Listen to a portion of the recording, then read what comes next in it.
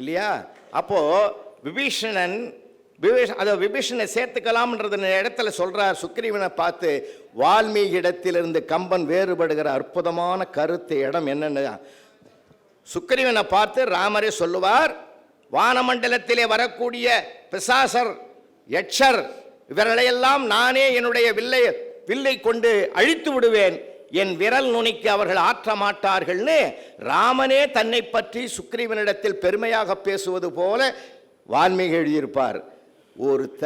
ஒரு வீரன் தன்னை பற்றி தற்பெருமையாக பேசுவதை தமிழ் ஏற்றுக்கொள்ளாது என்பதனால் கம்பன் எங்க மாற்றம் செய்தான் தெரியுமா?